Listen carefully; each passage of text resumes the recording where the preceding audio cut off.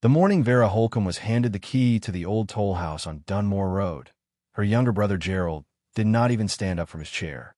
He had driven 2 hours from Knoxville for the reading of their mother's will, arrived 20 minutes late with a coffee still in his hand, and sat with his left ankle propped on his right knee the entire time, watching the lawyers mouth the way a man watches a weather forecast for a city he doesn't live in. His wife Patrice sat beside him in a blouse that cost more than Vera's monthly rent and kept her eyes on her phone below the table's edge. Gerald's son Drew, 26, and already wearing the impatient expression he had inherited from his father, sat in the third chair along the wall and picked at the edge of his thumbnail. The lawyer, a soft-voiced man named Irwin Doyle who had handled the Holcomb family's affairs for 30 years, read the will in the order their mother had dictated it. The house on Creel Lane, with its 4 bedrooms and the apple orchard their father had planted in 1971, went to Gerald. The savings account went to Gerald. The 1998 pickup truck, which barely ran, went to Vera. And then Irwin set down the first page and looked at her over his glasses. "There is also the toll house," he said. "The structure and its attached quarter-acre at the junction of Dunmore Road and the old state line. Deeded in its entirety to Vera and Holcomb." Gerald's ankle came off his knee. He looked up. Patrice's phone disappeared into her purse. Drew stopped picking at his thumbnail. Irwin continued reading. It was a short paragraph. The toll house had been built in 1887 as a collection point on the old Dunmore Road, a mountain route that had been largely bypassed when the county paved Route 9 in 1954. It had served as storage briefly in the 60s and had been empty since. The county tax records listed it as a non-residential structure with no assessed improvement value. A note in a separate addendum, in their mother's own handwriting, read, "Vera always liked old things. She'll know what to do with it." Gerald laughed. Not a short laugh. A full one. The kind that fills a room and expects company. The kind that was meant to be heard. Patrice pressed her lips together, which was what she did instead of laughing at things she found genuinely funny. Drew made a sound through his nose. Vera set both hands flat on the table. She was 64 years old. She had spent 31 of those years as a records clerk for the county assessor's office, a job that required her to understand property lines, deed chains, and the difference between what a building was worth on paper and what it might mean to the person who held its title. She had a rectangular face and her mother's gray eyes and hands that had always looked older than the rest of her. Rough at the knuckles from the garden she kept at her apartment building's shared plot. She wore her good gray coat and her good black shoes, and she had driven 90 minutes on a Tuesday morning to sit in this room and listen to a lawyer read her mother's last words, and she was not going to give her brother the satisfaction of a reaction. She looked at the key Irwin slid across the table. It was iron, about 4 inches long, with a simple bow and a long shank. Old. The kind of key that had been cast rather than stamped. She picked it up. She put it in her coat pocket. She thanked Irwin.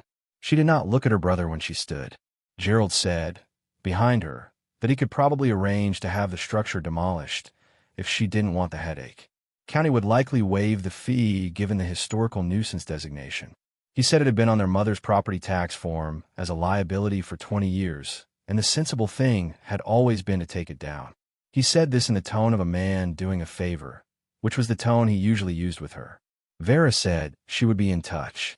She walked out to the parking lot. The October air was cold and sharp, the kind that came down off the Blue Ridge, already tasting of November. She sat in the truck her mother had left her and held the iron key between both palms and looked at the lot's chain-link fence until she could breathe normally. If this story is already pulling you in, take a moment to hit that like button and subscribe. Drop a comment and let me know where you're watching from, and if someone in your family was ever left a worthless piece of property that turned out to be anything, but tell me about it below. I read everyone. She had seen the toll house exactly twice in her life. Once as a girl, when her father drove the family up Dunmore Road on the way to a cousin's house, and she had pressed her face to the rear window and watched the small stone building go past in the dark, its iron-banded door shut, its single-arched window black and lidded with vine. She had thought it looked like a place that was holding its breath, the way certain old buildings hold themselves, not abandoned exactly, but patient. The second time was 3 years ago, when she had driven up on a Sunday afternoon after her mother mentioned it in passing, saying only that the county had been after her to do something about it for 20 years, and she had refused on principle. Vera had parked at the road's shoulder and walked up through knee-high grass and stood at the door without trying it. She had no key. She had simply stood there long enough to note the quality of the stonework, the dressed limestone blocks fitted without mortar in the old dry stack style, and the way the iron strapping on the door had gone the color of dried blood with age, and the way the building looked in the long light of a Sunday afternoon, like something that was still perfectly capable of doing what it had been built to do. She had thought, standing there, that it was a beautiful piece of construction. She had not thought much more than that, because her mother was alive and the house on Creel Lane was still the family's house, and there had been no reason to think further. Now the house was Gerald's, and the Tollhouse was hers. She had grown up in the house on Creel Lane. Her father had built the kitchen addition in 1974, and she remembered the summer of it, the smell of sawdust and concrete, the way her mother had watched from the garden with a coffee cup held against her chest, and an expression that was not critique and not approval, but something in between, the expression of a woman reserving judgment about a project whose quality she would assess when it was finished. Her parents had kept bees for 20 years, and the orchard had always smelled in summer of something between honey and apple blossoms, a smell she had never found anywhere else. She had learned to drive in the upper field. She had read every book on the second-floor landing shelf twice through before she turned 16.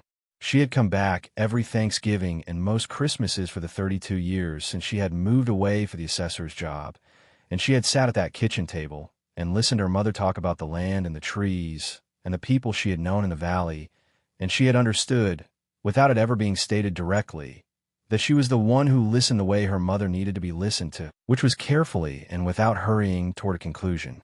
Gerald had come home, less often as the years went on. He was not indifferent to their mother. He had been a good son in the ways he knew how to be, sending money without being asked when the furnace needed replacing, arranging the repair of the drive when it washed out in 2019, calling on Sundays with the regularity of a man fulfilling an obligation he had genuinely accepted. But he had stopped coming to the valley the way you stop visiting a place that has become a version of yourself you have outgrown, and his absence had made the house smaller, and the visits, when they happened, slightly formal in a way she suspected he did not notice. Their mother had noticed. Their mother had been a woman who noticed the things people thought they were concealing, which was a trait she had apparently inherited from her own father, along with the specific kind of patience that allows a person to set something down and trust it will still be there when the right time comes to pick it up. Vera had not known, when she walked out of that lawyer's office with an iron key and a truck that barely started, what she had been left. She knew the building. She had looked at it twice. She knew its construction was sound, and its character was old, and its county designation was a fiction written by people who had looked at the shell of a thing and decided that was the whole of it. She had been a records clerk for 31 years in a county assessor's office, and she had spent those years learning that the shell of a thing is almost never the whole of it. A deed is not a piece of land. A parcel number is not a history. The thing in the file and the thing in the field are related, but they are not the same, and the gap between them is where everything important lives. She had known, standing in the parking lot with the key in her palm, that she was going to drive up Dunmore Road. She had known it in the same way she knew, when a deed chain had a gap in it, the county record, that the gap was not an absence, but a direction. Vera drove to Dunmore Road on a Thursday, 3 days after the reading. She wore work clothes this time, jeans and her old barn jacket and the rubber boots she kept in the truck bed for properties that required them. The Tollhouse sat at the junction exactly where she remembered it, where the old mountain road bent south, and the original grade marker stone still stood in the grass with the year 1887 cut into its face. The grade marker was a squared limestone post, about hip height, with the road's original designation cut on the road-facing side, and a mileage figure she could not fully read on the far face. She walked around the building before she touched the door. The exterior walls were in better condition than the county's tax description suggested. The dry stack limestone courses were largely intact. There was some surface spalling along the north face where freeze-thaw cycles had worked at the stone's exposed faces, and the pointed arch of the original window on the road-facing side had been filled in at some point. The infill stone set in Portland cement rather than the original lime, and the cement was beginning to fail at the edges. The door was iron-strapped oak, its straps rusted to a deep reddish-brown, but structurally sound. The lock was a lever mortise type, old, the keyhole plate worn smooth from a century of hands. The building was roughly 16 feet by 20, she estimated. Walls nearly 2 feet thick. The roof was a simple shed slope, originally slate from the look of the remnant pieces of the foundation's edge, recovered at some point with standing seam tin that was now rust-stained at the seams, but unbroken. She fitted the iron key into the lock. It did not turn on the first attempt. She worked it slowly, feeling for resistance, the way you work an old lock, without forcing, reading what the mechanism was telling you.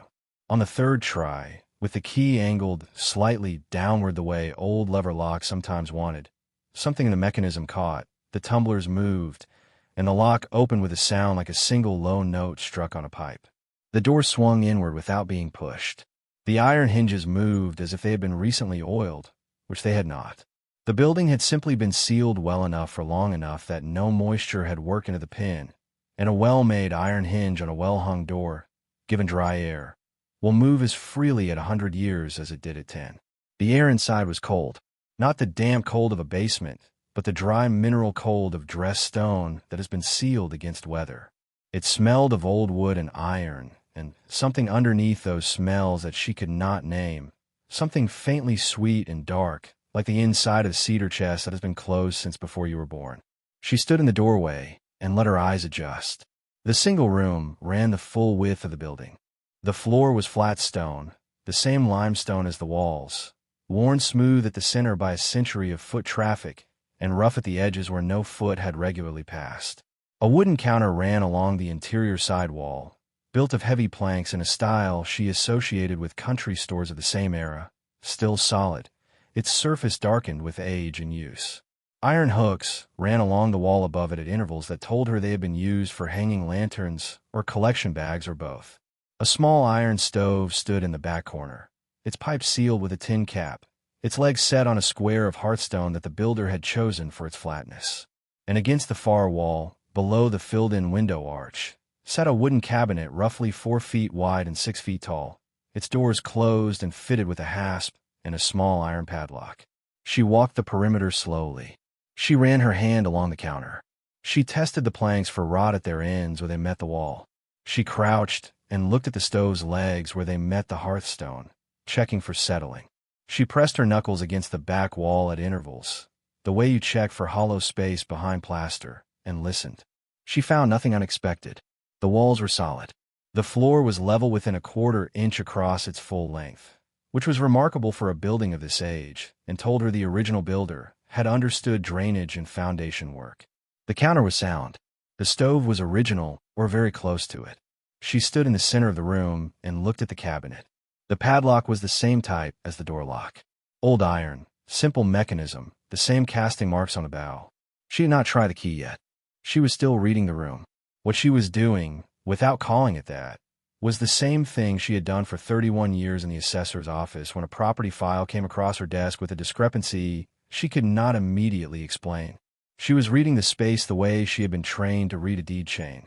Start at the beginning, move in order, do not skip to the conclusion. The beginning was the construction. The walls were original and undisturbed. The floor was original.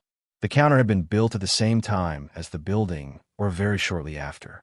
The stove was a later addition, probably early 20th century, the casting style right for 1905 to 1920. The cabinet was later still, but not recent. The wood was poplar, weathered to a gray that told her it had been in this room for many decades. Someone had put it here deliberately, not stored it, placed it.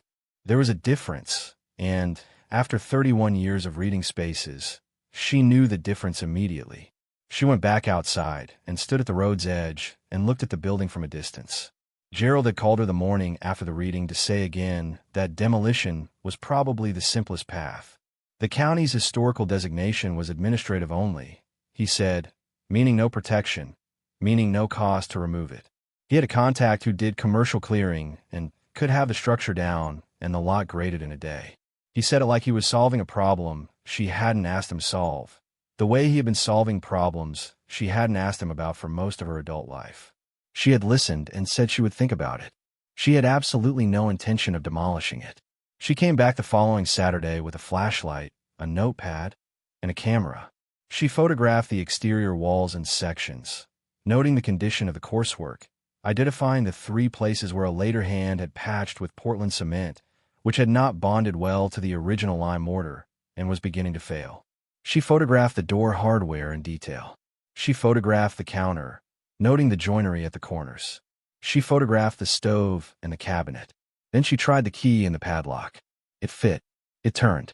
The lock opened and hung loose from the hasp. She stood for a moment without opening the cabinet doors. The Tollhouse had been in her mother's name for as long as Vera could remember, which meant it had passed through at least one estate before that. The deed in the file Irwin had given her listed the original owners as the Dunmore Turnpike and Road Company, dissolved in 1921. The county had absorbed the property in lieu of unpaid taxes. Her grandfather, Lewis Holcomb, had acquired it from the county in 1937 for back-assessed value, which Irwin's file listed as $11. $11 for a stone building and a quarter acre in 1937. Her grandfather had known what he was looking at. She opened the cabinet doors. The cabinet was divided into 3 sections by fixed vertical panels. The 2 outer sections held shelving, and on those shelves, arranged with a precision that told her someone had placed them deliberately, were a series of small wooden boxes. 12 of them, distributed evenly across the outer section shelves, roughly the size of cigar boxes, each closed and fitted with small brass hinges that had gone green with age. A 13th box, slightly larger than the others, sat alone on the middle shelf of the center section. The poplar of the boxes had darkened with age to a color close to the cabinet itself, and if the room had been lit differently, she might have missed them entirely. The center section also held something else. A leather satchel, flat, about the size of a large envelope, hung from a small iron hook mounted to the cabinet's interior back wall. The leather was dry and had cracked along its fold lines, but the satchel itself was intact, its buckle clasp still fastened. She took the larger box first. It was heavier than she expected. She carried it to the counter, set it down, and opened it. Inside, packed in layers of old newspaper that had gone brown and fragile, were coins. Gold coins. Old American gold coinage, the kind issued before 1933, when the government called in private gold holdings and the mint stopped producing them for general circulation. She lifted one carefully and tilted it under the flashlight. A $20 St. Gaudens double eagle, minted in 1924. The surface was near perfect, the kind of preservation that came from sealed storage and stable humidity rather than handling. She held it without pressing her fingers to the face and turned it slowly, and the high relief of the design caught the flashlight in a way that made the coin seem to generate its own light. She set it back. She counted the newspaper layers. 6 of them, each holding coins distributed in the nest that had been packed for them. She did not count the coins individually. She closed the box. She opened one of the smaller boxes from the outer shelves. More coins, these in smaller denominations, $5 half eagles and $10 eagles. The newspaper around them the same brown and brittle quality, the packing done with the same deliberate care, each coin nested so it would not shift against its neighbors over the decades. She closed that box too. She opened a third, then a fourth. Then she stopped opening them, because she understood what they were, and understanding was enough for now. The tallying could wait. Some things you do not rush past. She stood in the cold room for a full minute with her hands at her sides, and looked at the open cabinet. The shelves held what they had held since 1952. The stone walls held the cold and the silence.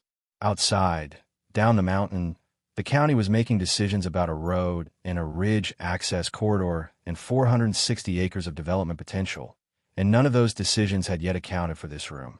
Her grandfather had sat in this room, or stood at this counter, and put the boxes on the shelves one by one, and written a letter to someone he could not name, and sealed the document in wax, and walked out the door and locked it. He had done all of that with the knowledge that he would not be alive to know if the right person found it. He had trusted the limestone walls and the dry air and the quality of the lock he had fitted and the character of a family member not yet born. She thought that was the most extraordinary form of trust she had ever encountered. More extraordinary than any amount of money. Then she opened the leather satchel. Inside was a folded sheet of paper, old and brittle at the edges, and beneath it a smaller envelope sealed with red wax, a thumbprint pressed into the seal. The folded sheet was a letter in her grandfather's handwriting. She recognized the hand because she had spent 2 summers as a girl copying out his recipe cards for a family cookbook her mother had been trying to compile a project that never reached a finished form. Her grandfather's handwriting was small and careful, each letter formed with the precision of a man who had learned penmanship when penmanship was taught as a discipline. She read the letter, standing at the counter with the flashlight propped against the cabinet door. It was dated June 3rd, 1952. To whoever finds this, and has the right to find it, her grandfather had written, "I am putting this here because I do not trust what I can see coming, and I do trust this building, which I have known since before it was abandoned, and which has kept everything I've asked it to keep." The coins are from the years between 1919 and 1932, accumulated from the sale of timber rights on the upper 40 acres, and from what I saved during the years when saving was still possible. There are 114 of them. I am not hiding them because I distrust the banks, though I have reason to distrust the banks. I am hiding them here because this building is a different kind of safe from any vault a bank ever built. The county does not care about it. No creditor has ever had a claim on it. No court has looked at it in 20 years. It is mine by clean title, and when I am gone it should go to whoever in this family knows how to keep quiet, read a deed, and understand the difference between what a thing is worth on paper and what it is worth in fact. I believe I know who that person will be, but a man cannot be certain about the future, so I am leaving the finding of it to chance and to character. She had to stop and look at the ceiling, which was the underside of the original roof planking, rough sawn and close-fitted and still sound after 130 years. Her grandfather Lewis had died in 1968, 4 years before she was born. She knew him through photographs and through the specific way her mother would sometimes set down what she was doing and look out a window and say, "Your grandfather would have understood that," meaning a thing that Gerald had failed to understand or had misread or had simply walked past on his way to something he found more immediately legible. She read the rest of the letter. The wax-sealed envelope contains a separate matter. Her grandfather had written, "A document I obtained in 1948 after a disagreement with the county highway office regarding the original right-of-way corridor on this section of Dunmore Road. That document establishes that the quarter-acre parcel on which this building stands includes a 15-foot right-of-way easement running the full length of the road frontage. That easement passes to the parcel holder and reverts to active status if the county ever vacates this road, which it will one day do when a mountain route becomes more trouble than it is worth to maintain. When that happens, the easement becomes a recorded access corridor to the upper ridge, because this toll house sits at the only practical grade between the lower road and the plateau above. I have never told anyone about this document. The county highway office does not know what it contains. The deed chain does not show it, because the original filing was made at the state archives in Nashville and not with the county recorder, and they have never thought to look there. The filing reference is on the envelope. Do not open the envelope until you need it. You will know when you need it." She stood very still. She was a records clerk. She had been a records clerk for 31 years. She knew what a right-of-way easement meant in practical terms, the way a carpenter knows a load-bearing wall, without needing to look it up in her hands before it reached her head. 3 months before their mother died, a development company out of Chattanooga had filed a preliminary survey with the county planning office for a ridge access road connecting the Route 9 corridor to the upper Dunmore Plateau, where the company held an option on 460 acres of former timberland. The survey had been sitting in the planning queue when Vera last checked the office records, held up by an access question the company had not yet resolved. The only viable corridor from the lower road to the ridge ran through, or directly adjacent to the Dunmore Road right-of-way at the junction. She sat down on the stone floor with her back against the cabinet and her grandfather's letter in her hands. Gerald had taken the house and the orchard and the savings account. He had done it legally, through a will that had been witnessed and notarized and was beyond challenge. He was not a cruel man. He was a man who understood property in terms of what it was currently producing, the same way he understood people. The orchard made money. The house had value. The toll house was a ruin on a dead road. He had done the arithmetic and arrived at the correct answer for the numbers he had been given. He had not been given all the numbers. He had not read deeds the way their grandfather read deeds, which was the way Vera read deeds, which was not as a description of the present, but as a record of the decisions made about the future by people who were no longer alive to explain them. She drove back down the mountain at dusk with the iron key in her coat pocket, the leather satchel on the passenger seat, and the 13 wooden boxes wrapped in a moving blanket in the truck bed. She went directly to the county assessor's building, where she still had a key to the records room, and spent 2 hours pulling the chain of title on the Dunmore Road corridor from 1887 forward. She found the gap in the county record exactly where her grandfather had implied it would be, a break in the filing history between 1946 and 1949 that the county had bridged by assuming continuity without verifying the state archive record. The assumption was plausible. Most people who looked at county road records never thought to check Nashville. She found Irwin Doyle's number in her phone and called him at 8 in the evening and apologized for the hour. He said not to worry. He had been expecting to hear from her. She asked how he had been expecting that. He said that her mother had come to him 6 weeks before she died and told him about the Tollhouse in detail. She had described the cabinet and the letter and the coin boxes. She had not described the right-of-way document, and he believed she had not known about it. She had known only that there was something significant in the building, had known it from a conversation with a neighbor who had worked on the upper logging roads for 30 years, and had once told her that whoever held the Holcomb Tollhouse parcel held the key to the ridge, and she had not understood what that meant exactly, but had understood that it meant the property should go to Vera and not to Gerald, because Vera would look until she found the answer, and Gerald would look once and decide. There was nothing there. Vera was quiet for a moment. She thought about her mother, who had been a quiet woman in many of the same ways her grandfather had apparently been quiet, holding things without announcing them, waiting for the right person to be in the right position to receive them. She told Irwin about the easement document. She described the filing reference on the sealed envelope, which she had copied in her notepad but not opened, following her grandfather's instruction. She told him about the development company's survey sitting in the planning queue. Irwin was quiet for a long moment. Then he said, "Vera, do not open that envelope without me present. Do not speak to anyone in the planning office. Drive the envelope to my office first thing tomorrow morning." She was at his desk at 8. If you're still with me as that door starts to open, do this story a kindness and hit subscribe and turn on the bell. These quiet stories don't get told if you don't share them. Tag someone who loves a good discovery story in the comments, and let them know we're telling these the way they deserve to be told.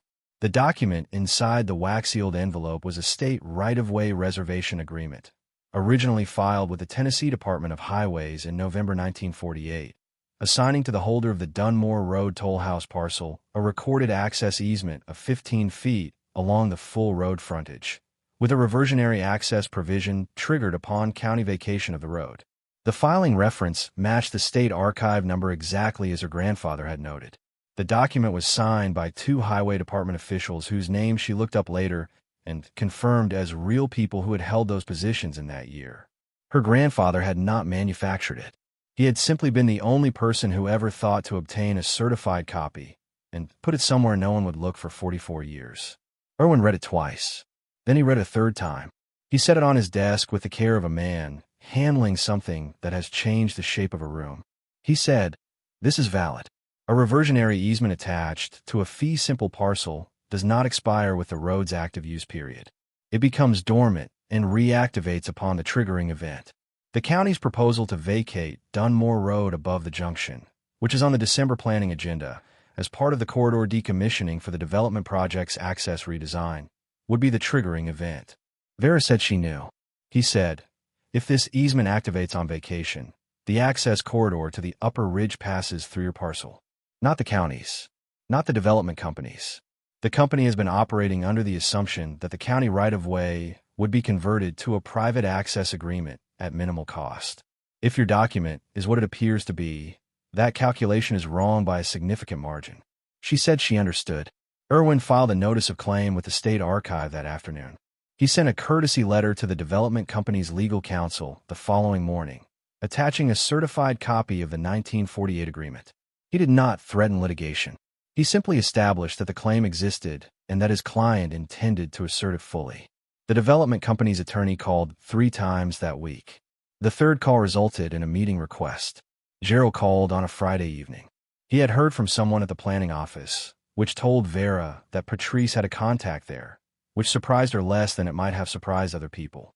His voice had the careful flatness of a man who has run his numbers and found a variable he had not accounted for. He asked what she intended to do. She said she had not decided yet.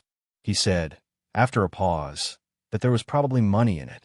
She said she supposed there was. She did not tell him how much money. She did not tell him about the coins, which were a separate matter she was still working through with a numismatist in Asheville that Irwin had referred her to, a careful, unhurried man who had spent 4 hours at the Tollhouse counter with a loop and a catalog, and had at the end of the session given her a figure she had written in her notepad, and looked at 3 times before she believed her own handwriting.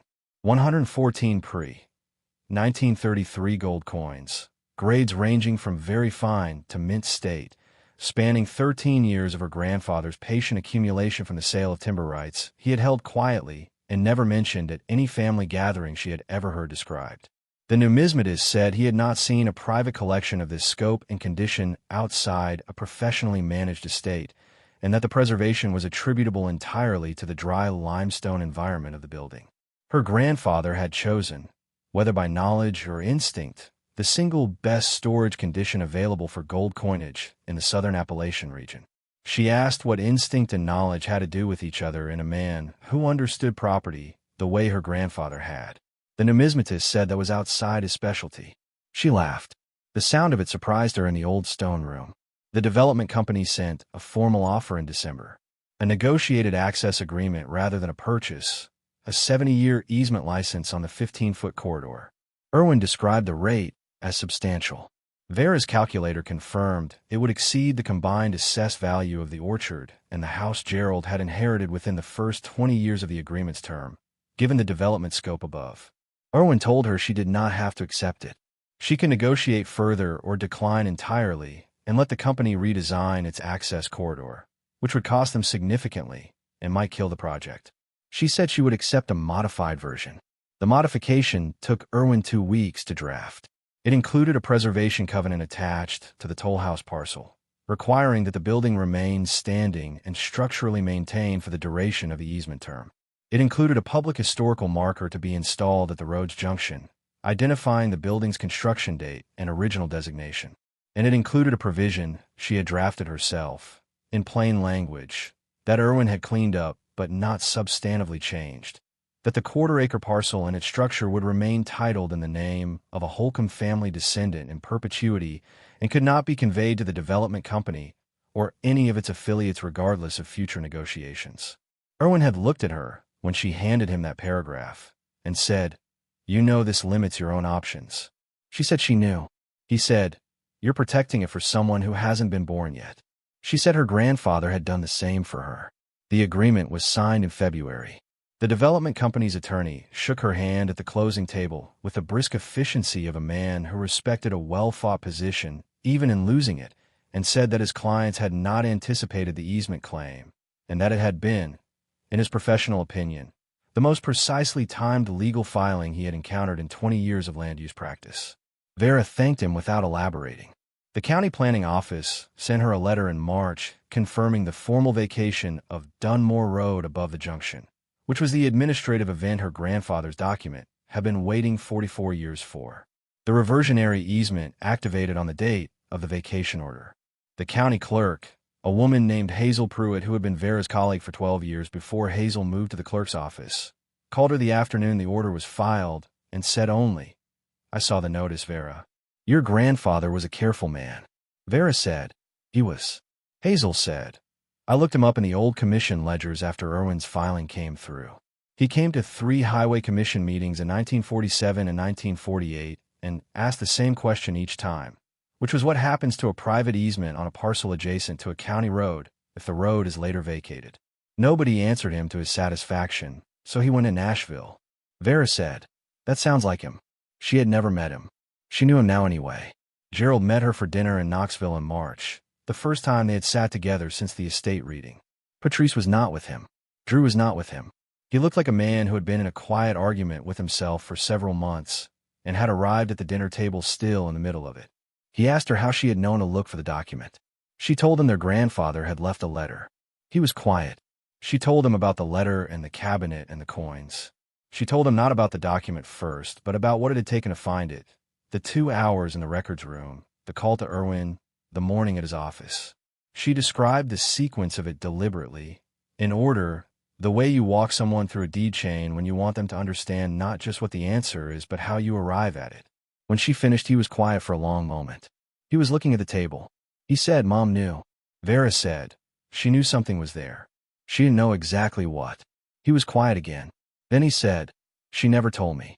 She knew for months, and she never said anything to me. Vera said, carefully, she told Irwin. She wanted to be sure the right filing happened. He said, she knew you'd find it. Vera did not answer that directly. She let the silence hold for a moment, because some things are understood better in silence than in words. And Gerald had spent his life in a family that had been quietly sorting things into categories without telling him the method, and she was not going to rub his face in it at a dinner table. She said, she left it to me because she knew what I did for 30 years.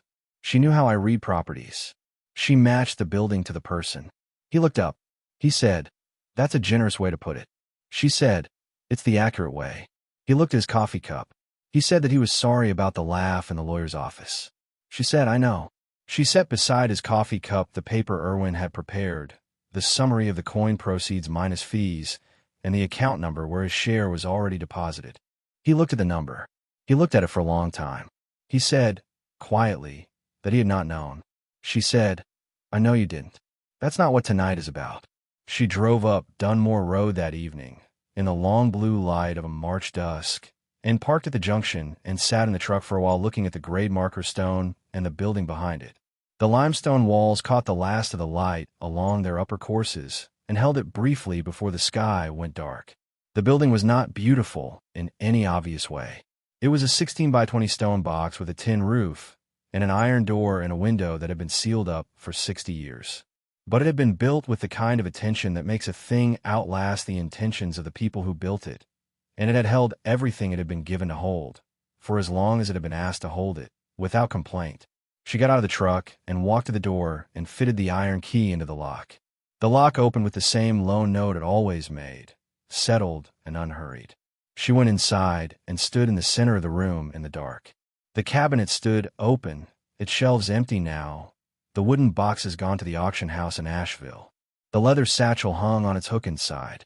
She had returned it after Irwin made his certified copies.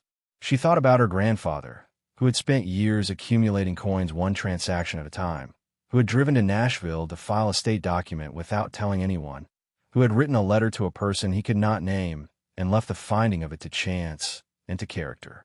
She thought about what it required to do that, to plan across a distance of time you will not live to see, to trust that the person who needed to find the thing would be the person who did. She had spent 31 years reading the decisions of people who were no longer alive. She understood, in the way you understand things you have spent your working life with, that the decisions were never really about the properties. They were about who the people making them believe their family was and who they believed it would become. Her grandfather had believed she would know what to do. Her mother had believed it too. She closed the cabinet doors and fitted the padlock back through the hasp, though she did not lock it. There was nothing left inside that needed securing. She walked to the door and pulled it closed behind her and heard the lock settle into place. Outside, the March night was cold and clear, the kind of clear you only get in the mountains after the last winter weather has passed through and before the spring humidity rises. The grade marker stone was visible in the dark by the pale color of the limestone, and above the tree line to the east, the ridge showed as a darker shape against a sky full of stars. She stood at the road's edge with the iron key in her coat pocket and looked at the building until her eyes had adjusted fully and she could see the individual courses in the wall and the way the iron straps on the door ran true and straight across the oak, set by a hand that had known what it was doing and done it without hurrying. She was not a woman who made speeches, to herself or to anyone else. She simply stood there for a while in the cold, clear dark with the building and the grade marker stone and the road that had been traveled for 140 years, and then had gone quiet, and she let the weight of what had been left to her, and what she had found, and what she intended to protect settle fully before she walked back to the truck. The historical marker went up in April.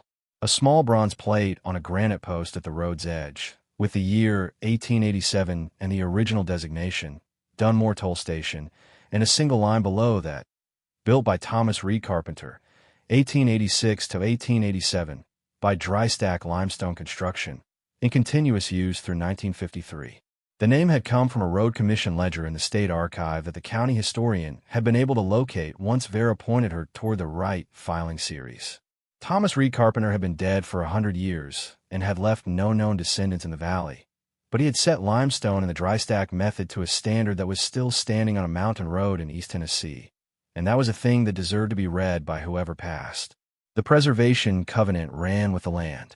The toll house would stand for as long as the agreement ran, which was 70 years, and after that it would stand because it was built to stand, and there would be a Holcomb heir in the deed chain who understood why it mattered. Drew, Gerald's son, came up the road on a Saturday in May. He came alone, without calling ahead, and found Vera sitting on the grade marker stone with a cup of coffee and her notepad, doing a final condition assessment of the north face's pointing repairs that she had contracted a local mason to complete. He was 26, and had his father's way of looking at things with his chin slightly forward, but he also had something his father did not, which was the expression of a young man who has recently been shown something he did not know he did not understand, and who has been sitting with that knowledge long enough to have some questions. He stood at the road's edge and looked at the building for a while, without saying anything. Then he said, "Dad told me about the letter. About great-great-grandpa." She said, "Your great-great-grandfather, yes. Lewis." He said, "Did you know he was like that? Before you found it?" She thought about it. She said, "I knew what kind of man he was from the way my mother talked about him." She didn't tell stories about him. She said single sentences, and then went back to whatever she was doing. "In my experience, those are the men in a family worth knowing about. The ones who don't explain themselves." He walked closer to the building and put his hand on the wall, the way people touch old stone when they're trying to understand the fact of it through their palm. He said, "What did it feel like to open the cabinet?" She said, "Like reading the last page of a deed chain and finding that every filing was in order and every transfer was clean back to the original grant. Like confirmation of something you suspected but hadn't been able to prove." He looked at her. She said, "I know that sounds like a strange thing to say about finding gold coins in a limestone room. But the coins were the least of it. The letter was the most of it. The fact that he knew and planned and trusted someone he couldn't name and got it right. That was the most of it." He was quiet for a moment. Then he said, "Do you think he knew it would be you specifically?" She said, "I think he knew the type. I think he trusted the family to produce someone of the type. He did his job, which was to build the thing and put the pieces in place and write it all down clearly. Whoever found it had to do their own job from there." He said, "What's my job?" She looked at him. He had asked it seriously, not as a deflection. She said, "Learn to read a deed. Learn the difference between what a thing is worth on paper and what it means in fact. Come up here again when you wanna. Bring your kids when you have them." He said he would. She said, "The building will be here." She fitted the key and opened the door and stood aside and let him walk in ahead of her. He moved through the room the way people move through old buildings when they are actually looking, slowly, touching the counter with one hand, crouching to look at the stove's casting marks. He stood at the open cabinet for a long time. He said, "Finally, he hid it all here." She said, "He hid it all here." For someone he couldn't name who he trusted to find it. Drew turned around and looked at her. She said, "The building is in the deed chain for Holcomb descendants. When I'm gone, it goes to whoever is next in the line and understands what it is. Your father has a copy of the covenant. He knows what it means. Do you know what it means?" He said he thought he was beginning to. She said, "Good. That's the right place to start." She locked the door behind them when they left and walked back to the truck in the May afternoon, the iron key warm in her closed hand for being worked in the lock. The apple trees at the top of the road were in full bloom, a white that in this light was almost blue against the sky, and the smell of them came down on the wind, the same smell that had come from her mother's orchard for 50 years of Vera's life, and she had not expected to find it here, but there it was. She put the key in her coat pocket and stood for a moment beside the truck with her face toward the smell and the light. The historical marker was already up, installed the week before by a mason Drew had found and paid for himself, without being asked. She had not expected that either. A small bronze plate on a granite post at the road's edge, with the year 1887 and the name Thomas Reed Carpenter in the original designation and a single line of description. She had written the text herself and submitted it to the county historian for review, and the historian had said it was fine as written, which was the highest praise the county gave anything. The preservation covenant was in the deed chain. The easement agreement was recorded. The toll house would stand for as long as anyone in the family understood what it was and why it had been kept, which was the only kind of permanence that actually worked, the kind that lived in people rather than in paper. Paper could burn. People forgot. But if you kept explaining the reason to the next person and they kept explaining it to the next one after that, You had something that could go on longer than any document. Her grandfather had understood that. He had not just buried the coins and the document. He had written the letter, which was the part that told someone how to read everything else. The coins were the what. The easement was the why. The letter was the how. You needed all three, or you had a box in the ground and a piece of paper and no way to connect them. She had spent 31 years in the assessor's office learning that the how was always the most important part and the most frequently missing one. People filed deeds, recorded easements, and never explained their reasoning to anyone. And then they died, and the reasoning died with them. And 70 years later someone pulled a chain of title and found a gap and spent 2 hours trying to understand what had happened. Her grandfather had not left a gap. He had written the letter, which connected everything else, and trusted the limestone walls to keep it until the right person came looking. She drove back down the mountain in the last of the May light with the windows down and the smell of the apple trees still in the air above the tree line. And she thought about what the building had cost her mother to keep. 20 years of county notices requesting action. 20 years of tax bills on a structure assessed at zero improvement value, which still generated a carrying cost through the land itself. 20 years of Gerald suggesting, each time the subject came up, that the simplest solution was to let the county have it or pay someone to clear it. 20 years of their mother saying no in the patient, final way she had of saying no, which was not argument, not explanation, just the word and then a change of subject. She had never told Gerald why. Vera understood now that she had never told Gerald why, because telling Gerald why would have required telling him about the cabinet.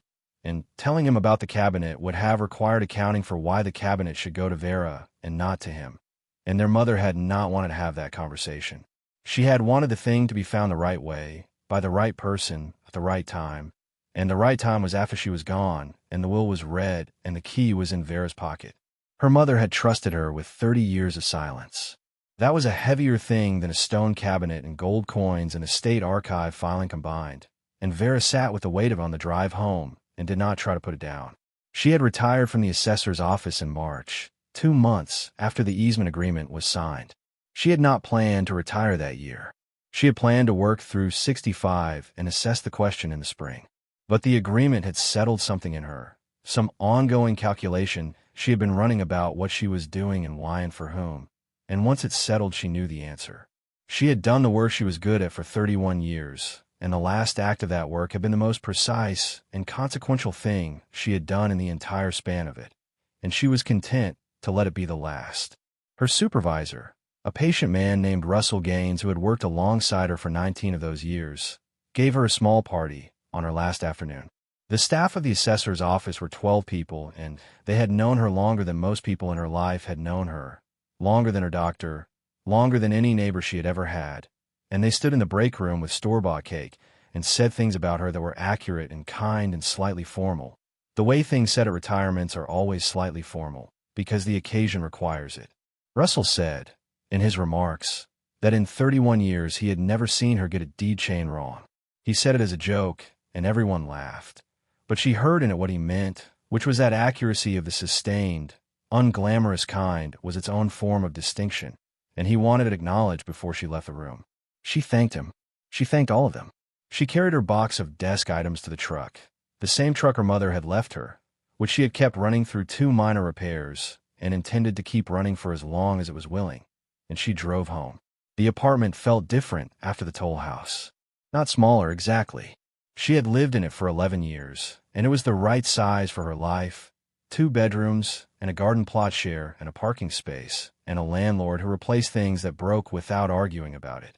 But it felt more provisional, the way a camp feels after you have spent time in a house. She was not dissatisfied with it. She simply noticed the difference.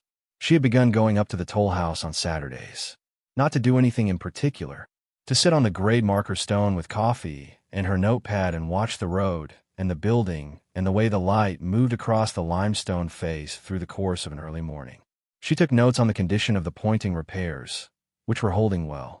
She tracked the small changes in the vegetation along the road's edge, the way the verge grasses came back through May, the first wildflowers in the drainage depression below the grade marker, a stand of bergamot that she had not noticed in the fall, and that turned out to be substantial, covering a 20-foot run of the embankment in a pale purple that was visible from the road in the right light. She had started bringing a field guide, not a new one. Her mother's field guide, a battered paperback from 1971 with her mother's notes in the margins in blue ballpoint, identifications of plant her mother had seen and wanted to remember. Some of the notes were precise, date and location, and a brief description of the conditions. Some were just a check mark, meaning seen, verified, filed. Her mother had kept the same kind of records in her garden that Vera kept at the assessor's office. The same instinct, applied to different material. Vera had not noticed the connection clearly until she was sitting on the grade marker stone with the field guide open across her knee, reading her mother's handwriting in the margins. And she understood that this, too, was what had been passed to her. Not just the building and the coins and the legal instrument in the state archive. The habit of looking closely and writing down what you found. The belief that a record was worth keeping even when no one had asked for it. Drew called her on a Tuesday evening in June, 2 weeks after his visit to the Tollhouse. He said he had been thinking about what she had told him, about learning to read a deed. She said, good. He said he had looked up the assessor's office records on the Tollhouse parcel going back to 1937. He said he had found the gap she had mentioned, the one in the county filing history between 1946 and 1949. She said, what did you do with it? He said, I'll look for where the filing would have gone if it didn't go to the county recorder. She said, and? He said, Nashville. She was quiet for a moment. Then she said, you did that on your own. He said he had. She said, then you already know how to read a deed. You just needed to know what you were reading it for. He was quiet on his end for a moment. Then he said, I want to come up again. There's a section of the easement corridor I want to walk. She said to come on Saturday. She would bring the field guide. He came, and they walked the corridor together in the early morning, the dew still on the grass, and the air cool enough for their breath to show, and she showed him where the grade ran, and where the original road surface was still visible as a faint depression in the vegetation, and where the corridor widened at the upper switchback to the width her grandfather's document had specified, which was exactly the width the development company needed for their access road. Not an inch more. Her grandfather had known the width they would need. He had specified it in 1948. She did not know how he had known.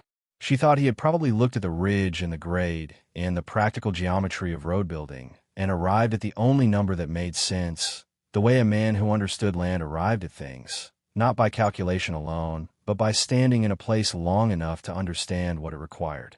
They stood at the upper end of the corridor where the grade flattened and the plateau opened above them. For 160 acres of former timberland going back to mixed hardwood now, and in the morning light, it was a thing of considerable beauty.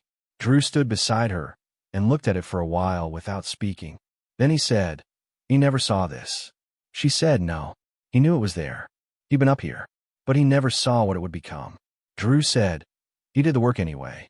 She said, that's what the work is. You do it for what comes after, not for what you can see. She put the field guide in her coat pocket next to the iron key.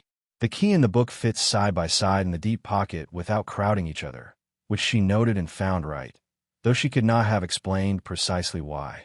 They walked back down the corridor together in the morning light, and the Tollhouse was visible below them as they descended, its limestone face pale and clean against the green of the May hillside, the grade marker post at the road's edge catching a glint from the bronze plate, and it looked exactly like what it was, a building that had been standing since 1887 and intended to go on standing, holding its place at the junction of a dead road and a live future for as long as anyone in the family remembered why it mattered, which, Vera thought, walking down the grade with her nephew beside her and the key and the field guide in her pocket, was going to be a very long time.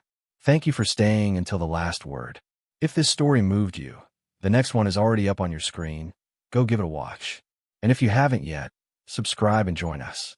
We tell stories about ordinary people who were overlooked, discarded, and counted out until they found what was theirs all along. See you in the next one.